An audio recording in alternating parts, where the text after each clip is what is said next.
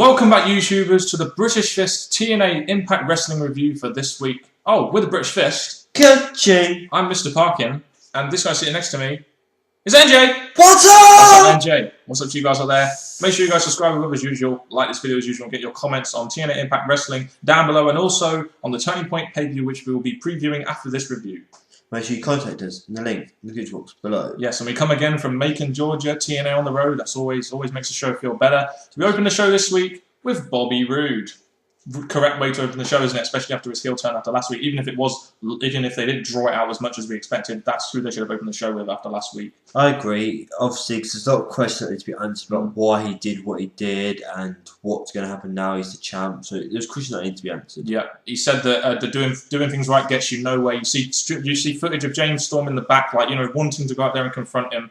I'd like to have heard Bobby Roode a little bit more on the mic, but this segment was very short and sweet, and it got to the point pretty quickly. So I'm happy with that, especially after all those 20-minute or more promos used to have. I'm accepting this with open arms. Yeah, it's because in the past we've seen these open promos that take longer than they should. So for a few weeks now, we've had quick straight to the point openers, which I thought was good, and this was definitely one of them. It's definitely a great way to open the show. We have James Storm fighting his way to the ring. He wants to get at Bobby Roode. Sting makes the rematch between them two for tonight. We'll talk about that when we get to the main event. But because we saw spoilers, we were alright about this. Even though if we didn't see spoilers, we'd probably been a bit pissed off. But there we go. We have a nice video segment hyping up the Crimson Morgan match at the pay-per-view. They hyped it up as if it was a real big deal, didn't they? Like the whole, the whole video segment. I quite enjoyed the video segment because obviously it's their last show before their pay-per-view, so they need to hype up as much as they can in this one show. And I think with this Matt Morgan Crimson match, they did pretty well. The video package showed good sides from both of them, and it was right to where they needed. And it led right into a Crimson versus Pope match. This was a pretty short match, 2.5 minutes. This is pretty much done to make Crimson look strong. I thought this was too short, but again, I like the finish. It made Crimson look very strong, so it makes him look strong going into the pay-per-view. There was no Matt Morgan there, which I was a little bit disappointed with, but it did show for Crimson. I would have liked to have seen Matt Morgan there though, just to add some extra hype to the pay-per-view maybe. The way this was, we had just a whole Pope on his own and Crimson there, and it definitely showed that Pope weren't too weak, Crimson weren't overly powering the match, making it all about him. So I thought the match was pretty good. Okay, for 2.5 minutes it was alright. But at least Devon's kids weren't at fucking ringside this time. But that's a positive. We move on then to a match which has been used much TV time to be hyped up to before the pay-per-view even happens. We have Gunner versus Garett Bischoff. What I'll say about this is I don't really give a shit about this. So I was glad when it was short. Garett looked a lot better than I expected for all the stuff he did. They kind of hid his greenness quite well. All the hype they gave this match, you expect a little bit of a payoff, maybe at the pay-per-view, but they didn't do it. So this was kind of like, ugh, for a payoff. It's like, really? When I looked at this match, I wasn't expecting much, but for the opponent to be Gunner, I thought good is getting Gunner involved in a show somehow. The thing is, the match was kind of short, and to be honest, the way they ended the match was kind of like great. Exactly, yeah. The match ends in a DQ when Flair comes out. It really did make Gunner look quite weak because Garett Bischoff got a lot of offense on him.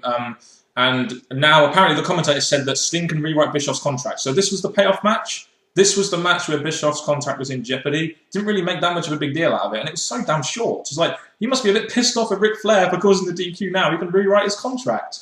And that's just a thing. This match, I don't really care about, so not much to say now. Will it be over? We don't know. We'll move on to Zema Ion versus Jesse Sorensen in the next division match. Zema Ion got no intro. The match was really short, but I think the main focus was on after the match with the segment with all three of the guys that are going to be a turning point, really, wasn't it? The way they did this match, I think it was okay. Yeah. You had Jesse Sorensen. They looked okay in the match. They put on a match that was a good X-Division match, but again, it wasn't anything special because I just don't think Jesse Sorensen was quite there. No, Jesse Sorensen didn't. It makes him look stronger in this, but it was all about the post-match segment when Kid Cash comes out, he gets in Sorensen's face. We know they're in a rivalry, and he announces that there's going to be a triple threat X-Division match at the turning point. He has a contract with him, tells him to sign it, and it's good stuff. I mean, I like the way Kid Cash is sort of acting like the sort of bully heel in this sort of rivalry. The way they're hyping it up, it was like Austin Aries didn't need to come out because it was just between Jesse Sorensen and Kid Cash to begin with, And then obviously when the attack started happening, Austin Aries came out and joined. Yeah, because at least we got Austin Aries here. Austin Aries comes out and beats on Sorensen. I do know what you mean though. He does seem like the sort of afterthought in this feud. But we've got a triple threat match at the pay-per-view. It was announced on the Go Home show, but at least we got an X Division title match, which is good. I thought this segment, the aftermath, I thought was decent. At least it gave us a match, which was good. And that's another hype up for the pay-per-view. Yep. So far, this show's doing good at that. So far, the show is focusing on pay-per-view hype. Apart from the Garett Bischoff thing, but whoa. At least they didn't give too much time for something that we didn't hype to the pay-per-view. Next, we had Robbie E and Robbie T versus Eric Young and Ronnie in a match which they've been hyping up now for a couple of weeks, using Jersey Shore guys. I just think the worst time to do this was on the Go Home show when you really need to focus on your pay-per-view, personally. Yeah, I think, to be honest, the match, it was just pretty appalling. I didn't really enjoy it that much. It just didn't...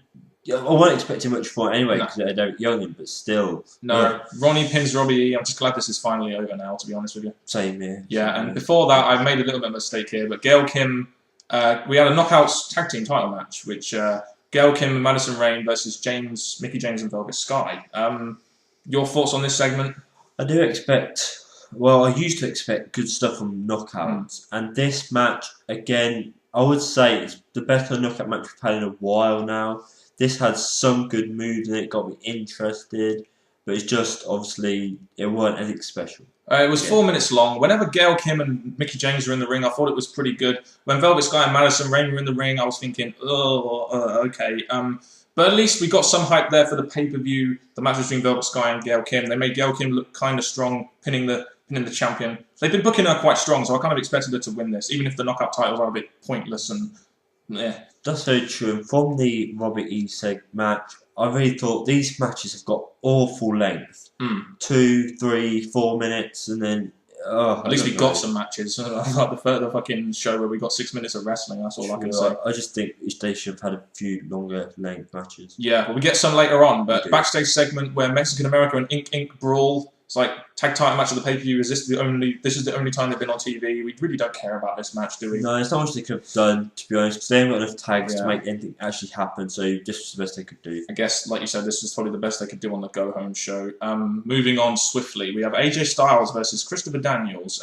Yeah, because Christopher Daniels beat AJ. Yeah, I know. You know, the one thing that bugged me about this match was they had this guy doing commentary.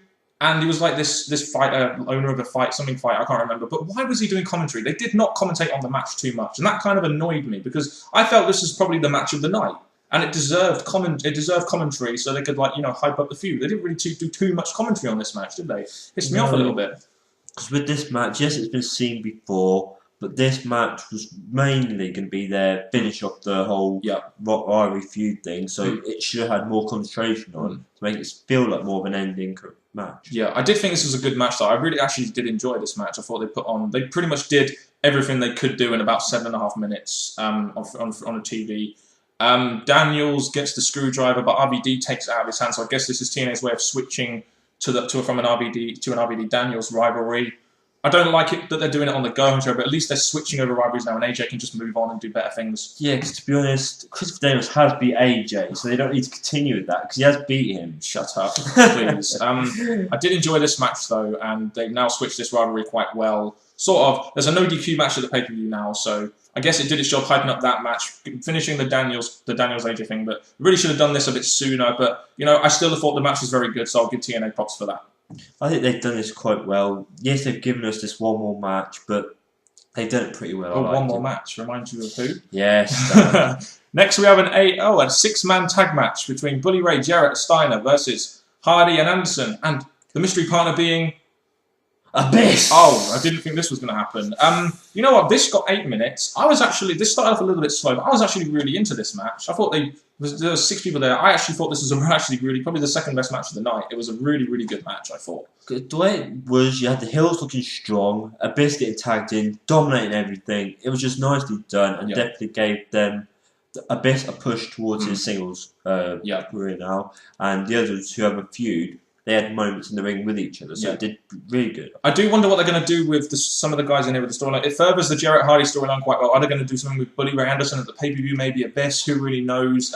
But it's still a very good match, helped hype up one feud, and allowed some possibilities maybe for the pay-per-view, a last-minute match maybe, who knows? I just give it a thumbs up to this. Yeah. So far, this match and the match before, 2 thumbs up. Two best matches of the night. Then we get to our main event. Earlier on in the night, we had someone attack James Storm backstage. He was getting checked up on. He was saying he was fine for his match, as there was a rematch for the TNA World Heavyweight title. We had 2 of those throughout the night. Hyped up the main event quite well. I did think they did it. They told the story well that he wasn't probably going to be in the best of shape going into this match. No, I was kind of thinking, because of the time at this particular time, I thought just could finish it there. Storm's injured, out, gone, but he managed to come down all wobbly and in the match, and he looked strong to begin with. He looked strong to begin with, but then he faded, and I think that kind of helped his character development a lot. He's this, people, he's like kind of like he did with Austin against Brett. It makes him look like a tough guy. The match itself ends when Storm can't continue and Roode pins him anyway. You might as well have just had the done the X and just got rid of the match, to be honest with you. But this is again a way I just don't like the way they're booking to this main event at Turning Point, but. It was effective in that it's now allowed them to separate now for a little while, probably why Roode has a filler feud with like an AJ Styles and they can feud later on. The way they did it, I would have had probably Roode, when he picks him, Storm up, just do a finishing move, put him back down and then leave the ring.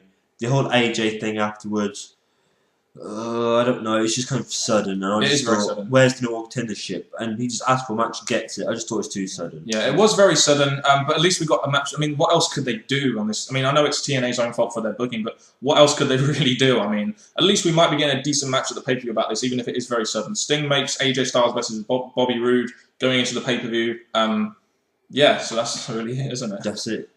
Give me your overall thoughts on the show and a quick grade. Again, they did really well at building on the hype to pay-per-view. They got the right guys in a match or in segments. There was pointless things in it. Yeah. The match to begin with was short, I thought, and they could have had more time. But overall, I was quite interested and quite entertained by this show. Yeah, it did. I mean, even though TNA have kind of like dropped the bus on their pay-per-view, it still did a decent job hyping to the pay-per-view. As a go-home show, I'd say it was okay. As a show, overall, I'd say it was okay. I'd probably give this a solid C, maybe C+. I don't think it quite reached that B area, but I did enjoy some of the segments. It's not helped by the fact that 2 of the segments are nothing to do with the pay-per-view. That just doesn't help the show. But still, a good show. Some of the segments were bad, but some of them were very good. That's what I'll say about this show. Well, just because I felt pay-per-view build in this show, I'm going to give it a C+. C+. So I could have given it a B-, but I don't think it quite got that to that light. So yeah, that's been TNA Impact Wrestling Review. Get your comments down below if you have any thoughts on the show. And now stay tuned for our Turning Point preview video. And after our weekly TNA Impact Wrestling Review, we're going to give our thoughts on the pay-per-view coming up right now after Bound for Glory. It's Turning Point 2011. Before we go on to this, as we usually do, NJ, what are your thoughts on the build going to this pay-per-view, especially after TNA's biggest pay-per-view of the year, Bound for Glory? Well, there's a lot of negativity with this, which we'll say as we go through the video, but it's just that most of these matches, the main thing you need to concentrate on when it comes to pay-per-view is build, and I don't think these matches have had the best build. No, it seems like TNA have thrown this pay-per-view under the bus a little bit, especially after their biggest pay-per-view of the year. We've seen the amount of stuff they've been doing, especially with that main event, and that is the main event of your pay-per-view. They've switched the title over twice, and they've really not teased this Roode heel turn as well as they could, in my opinion, over a stretch of time. Some of these matches haven't had the best of build, but we'll talk about more of that now. It does seem kind of, to me, like a bit of a throwaway pay-per-view, especially after Bound for Glory, and doesn't really seem to have really done achieve too much in terms of build. Sadly not. First match we got is Rob Van Dam versus Christopher Daniels. As we know, AJ Styles and Christopher Daniels had a feud. It ended on this edition of Impact, I think, and now they're moving Daniels onto Rob Van Dam. I personally feel that Rob Van Dam should be putting over young talent at this point, and I think the reason why he's in a rivalry with Daniels is because he knows Daniels is going to put him over. That's why I think this match is going down. When I look at this match, my liking for Rob Van Dam has dropped just because I don't think he's doing... He's not doing his job, is he? His job, that's the main thing. I'm thinking him going against Daniels. Daniels is already where he needs to be. And Rob Van Dam, it's just going to be I think, hopefully a short rivalry. Yeah. Just so they can both move on to other things. I'm glad that they've moved AJ Styles on from the Christopher Daniels thing, because that was bogging him down, in my opinion. Even though I like the matches. This match should be decent, though. They're both good workers, so hopefully the match will be good, and they could draw some sort of short-term feud out of this, maybe. And we expect Rob Van Dam to win. I expect Rob Van Dam to win, just because I know he's not going to put anyone over. Exactly. Next we have Crimson versus Matt Morgan. Streak versus massive 7-foot guy. They had a triple threat match at Bound for Glory with Samoa Joe. We've only really seen one segment though with we've seen Crimson in the match, but we haven't really seen too much in terms of a rivalry from this. It was hyped up on last week's show. It should be a good match, don't get me wrong. Crimson's undefeated streak kind of makes me feel he's going to win, but I think they could work a good short-term rivalry out of this, depending on whether or not they want to turn someone like a Crimson or a Morgan heel or what. Well, they've shown that big guy versus big guy matches are not always boring, and when it comes to these two, they both have their own game to play to prove that they're the better one of the two, and Matt Morgan can defeat Crimson, that's what he says. Yep. But I'm thinking it's going to be a Crimson win, but it should be a good match. No Samoa Joe on this card, look, we're disappointed, but I suppose I don't know what they're doing with him now. Jeff Jarrett versus Jeff Hardy. To me, this has probably been the best built feud going into Turning Point. And do you want to know why, NJ? Go on. It's because it involves Jeff Jarrett, who's the founder of TNA. I've enjoyed the way they've done this. It's just they've done it a little bit too much, in my opinion. Jeff Jarrett has been, there's a lot of honesty about this rivalry. It's a start of rivalry for Jeff Hardy to start on his road to redemption. This could be a good match. We know Jeff Jarrett can work a good match, and hopefully this is just one match, and it's not like a 6-month program like he did with Kurt Angle earlier this year. Well, the way it goes, Jeff Jarrett is at the time when he does put guys over they come in, so I'm hoping that he's done a good job at it so far. He said all the right things, he's let us spin out, he built emotion to this match, and Jeff Hardy needs to prove himself that he's back and he can do his job, so I'm predicting Jeff Hardy. I'm predicting Jeff Hardy too, to start his road to redemption to the top, because that's where TNA want him, I think. TNA Knockouts title match, Velvet Sky versus Gail Kim. Gail Kim was brought in, she's been doing pretty well, she's been booked very strong, she attacked Velvet Sky. The rivalry itself has been not bad. It's not really been there too much, but the basis for it is there too. I expect Velvet Sky to win her first defense, but Gail Kim could win it as well. I'm not sure. They seem to have a lot of confidence in Gail Kim. Well, I enjoyed Gail Kim's coming to the TNA. It was very good to watch, unexpected, and it was nicely done. But then she went on to win the tag. Yeah. So I just thought that was a bit too much. You just not needed, especially after giving her a shot at the Knockout Championship. Yep.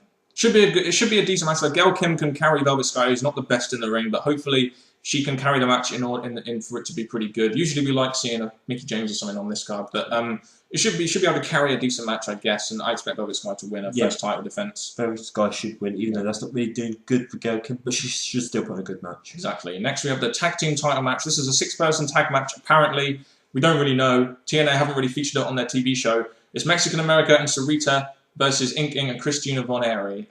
Has this been on TV at all, this rivalry? Not showing anything, no. It was on the preview show of Bound for Glory now. It's like just on the card. It just seems like they put it there just to fill the card up. And I don't really think I care who wins. I really don't. I was going to say maybe it should be Ink, but I don't really care. Tag team division has gone down a lot in TNA lately, hasn't it? Especially since Beer Money split up. But that's for the good because we get them in the main event now. TNA X Division title match. Austin Aries versus Kid Cass versus Jesse Sorensen. This was made on the latest edition of TNA Impact. We've seen Aries go against Jesse Sorensen. We've seen Jesse Sorensen go against Zema Ion. It seems like the rivalry between Kid Cass and Jesse Sorensen has been going on for a while now, and that is the problem with me for this match. It seems like this rivalry is a big part of this match, and Austin Aries is a bit of an afterthought, in my opinion. But let's hope these guys can put on a good match, as we do like X Division action. Very true. I'm expecting they will put on a good match, but while the Kid Cash and Jesse Sorensen is getting all round up in this match, Austin Aries should be able to pick up the win and retain his championship. Definitely so. Now for our main event. TNA World Heavyweight title match, Bobby Roode versus AJ Styles. This match was made on the Go Home show. With the amount of times they changed the title, though, it really shows me like how good this main event could have been. Like a Bobby Roode versus James Storm, tease that heel turn rather than doing it after 2 weeks. I think Bobby Roode and AJ Styles can put on a great match, despite the fact that AJ Styles is injured for this match. But it's just that the way they've done it has been quite bad, in my opinion. The way they've built up this, especially announcing it on the Go Home show. That's true. I want to buy into this match. He's got AJ involved in the main event scene, which is good, what we all want to see. But the booking towards to build up to this, when Bobby should have at the pay-per-view and then maybe gone on and had a feud with AJ or James Storm. But they've messed up for me. So it should be a good match, but I don't really care as lot as I should. No, I should really be caring more about this. It should really be like... They've done the pay-per-view match on free TV. That's the thing. That's the thing that annoys me. I expect Bobby Roode to win this. His first title defense. He's not going to lose his first title defense, is he? No, he's not. So it should be a decent match, but let's hope TNA can book this a little bit better. It looks like they're going to be keeping Bobby Roode and James Storm apart after the James Storm injury. So hopefully at least that will lengthen that feud and give it a little bit more importance. Guys, if you have any thoughts on TNA Turning Point 2011, of the matches, the feuds, anything on the pay-per-view, get them in that comment section down below. And NJ, you take us out here. Thank you very much for listening to our talk about TNA. And that has been it from Mr. Parkin and MJ. Thank you very much, and goodbye.